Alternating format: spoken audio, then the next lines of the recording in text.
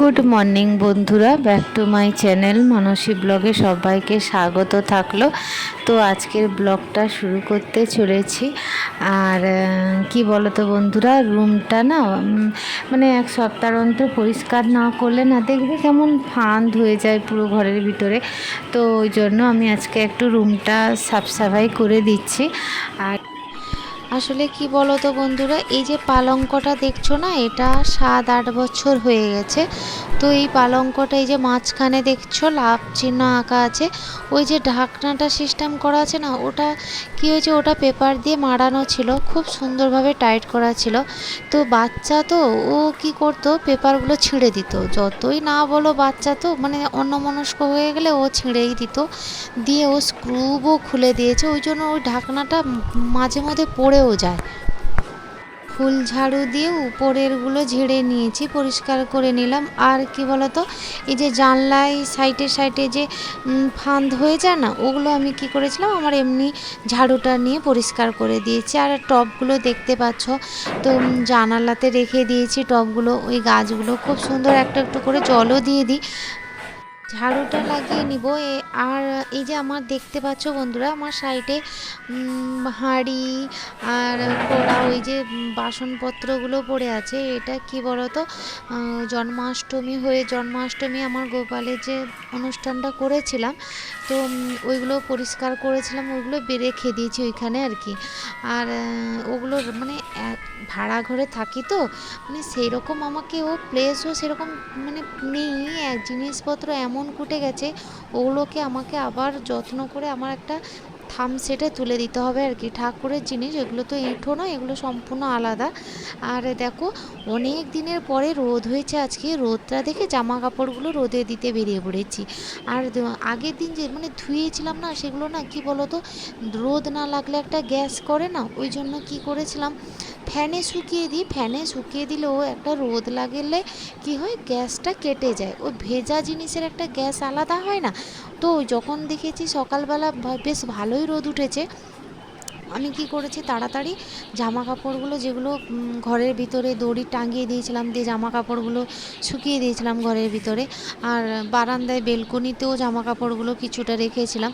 এবার ধরেনি তো, একটা রুমেই দড়ি টাঙিয়ে ওগুলো জামা কাপড় টাঙিয়েছিলাম, দিয়ে বারান্দায় রেখেছিলাম। ওগুলো আমি সব কি করেছি, যখনই রোদ হয়েছে সব বের করে রোদে দিয়ে দিয়েছি। আর এটা জুতো রাখার এক, জানো বন্ধুরা, রোদ দেখে তো সব কিছু বের করে নিয়েছি পরিষ্কার করার জন্য। তারপরে যখন দেখি মেঘ কেমন অন্ধকার হয়ে আসছে, ওই জন্য আমি কি করেছিলাম, জুতো রাখার একটা তো সাফ করে নিলাম, রোদে কিছুক্ষণ দিব বলে ভেবে বের করেছিলাম। যখন আবার দেখি মেঘ পুরো অন্ধকার হয়ে এসছে, দিয়ে আমি ওই জন্য জুতো রাখার একটা তুলে পরিষ্কার করে তুলে রেখে দিলাম। আর ঘরে মোছাটাও লাগিয়ে দিলাম, ঘর মোছাটা করে নিলাম। মোছা করে নেওয়ার পরে কিছুক্ষণও যায়নি, জোর বৃষ্টি এসে গেছে। এখনকার দিনে মেঘলা দিন তো, বর্ষার দিন, মাঝে মধ্যে রোদ বেরাচ্ছে, মানে আবার জোর বৃষ্টি এসে যাচ্ছে। যে দেখো, বলতে না বলতেই কেমন কিভাবে জোর বৃষ্টি এসছে, প্রচুর পরিমাণে বৃষ্টি হচ্ছে, বাজও যেরকম পড়ছে বৃষ্টিও হচ্ছে। সংসারের বাসি ঘরে কাজটা কমপ্লিট করে নিলাম, দিয়ে এবার ঠাকুর ঘরে চলে গেলাম। এবার দেখো, এই আলপনাটা দিয়েছিলাম জানো দুর্গাপুজোর সময়, তো আলপনাটা না উঠছে না, মানে হালকা হালকা করে উঠছে আর উঠছে না। তো আমার ঠাকুরের বাসনগুলো মেজে ধুয়ে পরিষ্কার করে নিলাম।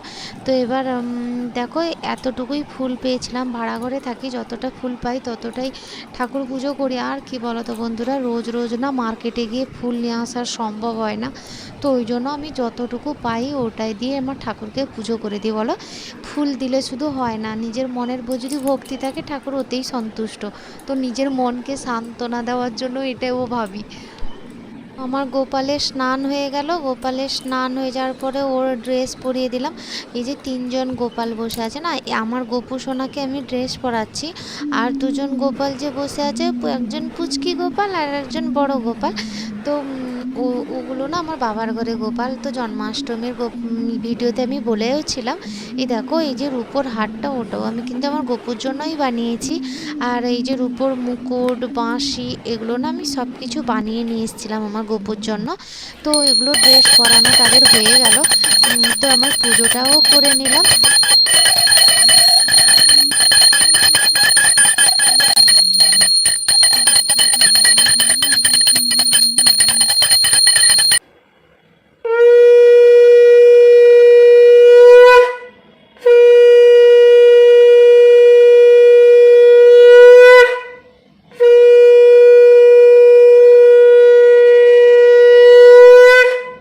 ঠাকুর পুজো আমার হয়ে গেল, দিয়ে এবার রান্নাঘরে চলে যাবো রান্না করার জন্য। তো আলু ভেজে নিব, আলুতে নুন দিয়ে দিলাম, দিয়ে আলু ভেজে নিব। আর আলু আর ভেন্ডি আলুর তরকারি করব। ভেন্ডি আলুর তরকারিটা আমার ছেলে না খুব খেতে ভালোবাসে, ওই জন্য ভেন্ডি আলুর তরকারিটা করে দিচ্ছি। ওকে মাছ না দিলেও চলবে, ওই যে সবজি যেটা খায় সবজির মধ্যেই ওইটাই খায়, ওই ভেন্ডিটা একটু বেশি ভালোবাসে। তো ভেন্ডি আলু তরকারি করব আর মাছের কালিয়া করব। তো 3টা মাছই নিয়েছি, আর 3টা মাছেরই কালিয়া করব। তো আমার হয়ে গেল, রান্না কমপ্লিট হয়ে গেলাম, ফুল ভিডিও দেখালাম না বন্ধুরা। তো আমার ভেন্ডি আলু তরকারি মাছের কালিয়া হয়ে গেছে।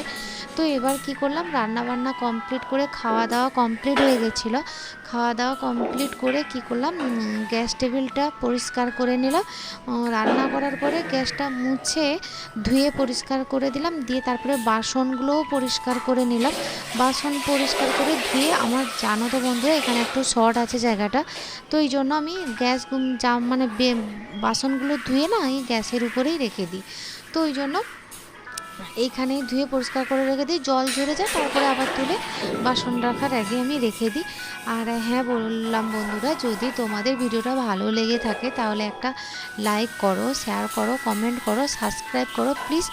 আর আজকের মতো এতটুকুই ব্লগ ছিল, পরে নেক্সট ব্লগে দেখা হচ্ছে। আর তোমাদের একটা কথা বলি বন্ধুরা, আমার না খুব মানে জন্মাষ্টমীর আগের দিন আমি না মানে অনেক জায়গায় খুঁজেছি, এখানে আমরা যেখানে থাকি তো একটা সিংহাসনের জন্য অনেক জায়গায় খুঁজেছি, মানে ছোট সিংহাসন পাইনি জানো। আর বড় যেগুলো সিংহাসন সেগুলো তো আমার এখানে রাখারও প্লেস নেই সেই রকম, সেগুলোর দাম বলছে 7,000, কোথায় বলছে 4,000, 4,500, এরকমই দাম বলছে, যেখানে যেরকম খুশি দাম বলছে। তো আমার একটা খুব ইচ্ছে ছিল একটা ঠাকুরের সিংহাসন আনা। আর দেখতেই পাচ্ছ বন্ধুরা, আমি যে ঠাকুরের ভিডিওটা করেছি ও যেখানে পুজো করি, একটা তাক সিস্টেম আছে, তো ওখানে আমি পুজোটা করি। আর কি বলতো বন্ধুরা, মানে এত বড় সিংহাসনে নেই, আমি ফেলবো কোথায়, ওখানে তো আমার সেরকম প্লেস নেই। এই যে ঠাকুরের বাসনগুলো আমি সেইখানে রেখেছি, মানে উপরেও রাখলে আমাকে মানে অনেক জিনিস আছে। এবার গোপালের তো জানো বন্ধুরা কত জিনিস থাকে, তো আমার মানে প্লেসটাও এত ছোট হয়ে যাচ্ছে। আমরাও একটা প্ল্যান করছি, তো তোমাদের বলবো প্ল্যানটা কি হচ্ছে আমাদের নেক্সট, এখন বলবো না, পরে বলবো যদি সম্ভব হয় আমার, তাহলে যদি পারি তা বললাম, তো তখন আমরা বলবো, তোমাদের সাথে শেয়ার করব অবশ্যই কি কি নিয়ে প্ল্যান করছি। তো ওটা তোমাদের অপেক্ষা করতে হবে। তো ওই প্ল্যানে চলছি যে হ্যাঁ মানে সব মানুষেরই ওটা ইচ্ছে বলতে পারো, মানে প্রত্যেকটা মানুষের একটা মনের ইচ্ছে থাকে না, ওটাই আর কি আমারও খুব ইচ্ছে। ওটা তোমাদের বলবো একদিন, যদি হয়ে যায় আমার তখনই বলবো। আর কী বলো তো বন্ধুরা, আমার সেই বড়ো সিংহাসনগুলোও না খুব পছন্দও হয়েছিল, কি আমার হাজব্যান্ডকে বললাম, আমার হাজব্যান্ডও বললো যে দেখো এত বড়ো সিংহাসন এনে তুমি ফেলবে কোথায়, সেরকম তো রাখার প্লেস নেই, এইটুকু যা প্লেস আছে, খাট পড়ে আছে, আলনা পড়ে আছে, বাবুর পড়ার টেবিল পড়ে আছে, তুমি যদি আরও ঠাকুরের এত বড় সিংহাসন এনে ফেলে দাও তো মানে যাওয়া আসার রাস্তাটাই ব্লক হয়ে যাবে। ওই জন্য বললো যে তুমি যেখানে পুজো করছো ঠাকুরের করো, আর যদি সেরকম হয় তাহলে একটা ছোট্ট সিংহাসন দেখে না হলে এনে দিব পরে। এখন তো সেখানে সিংহাসনও পেলে না, আসলে রাস্তার সাইডেও দোকানগুলো সব তো উঠে যাচ্ছে, কেউই থাকছে না, যারা ঠাকুরের সিংহাসনও বানাচ্ছে সেখানেও নেই দেখলাম।